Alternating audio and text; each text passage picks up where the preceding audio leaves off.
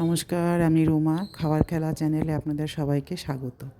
আজ আমি যে রেসিপিটা করব সেটা হচ্ছে বড়া দিয়ে কুমড়োর তরকারি। এবার কড়াইতে তেল দিয়ে তেজপাতা, জিরে, শুকনো লঙ্কা ফোড়ন দিয়ে দিয়েছি।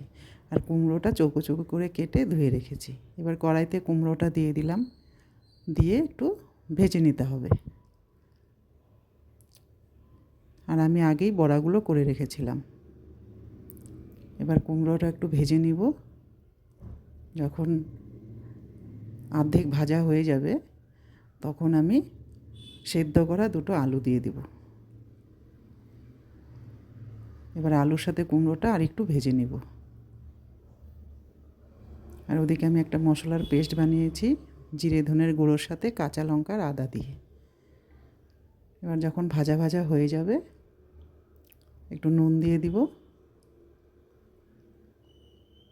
পরিমাণ মতো হলুদও দেব। আর ওই মশলার পেস্টটা দিয়ে দিব,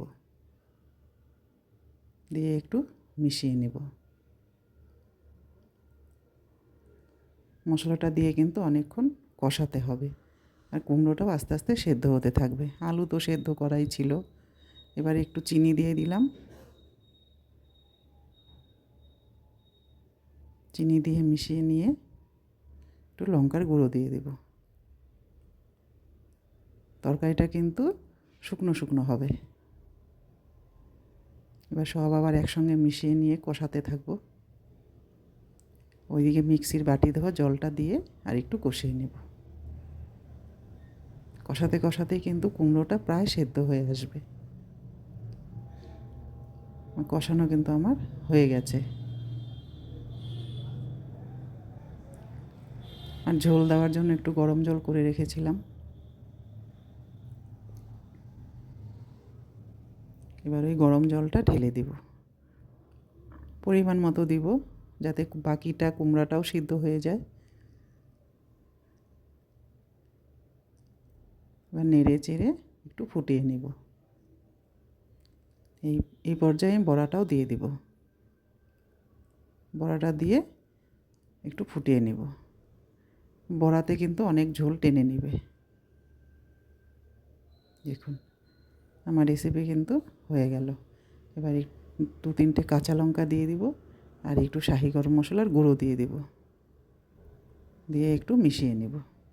অল্পই দেব, ঘিও দেওয়া যায় কিন্তু আমি আজকে ঘি দেব না।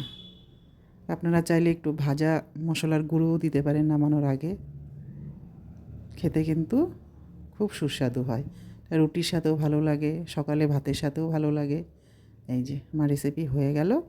আপনারা কমেন্টে জানাবেন কেমন হয়েছে। আপনারা আমার পাশে থাকবেন, সাথে থাকবেন। আপনারাও ভালো থাকবেন, সুস্থ থাকবেন।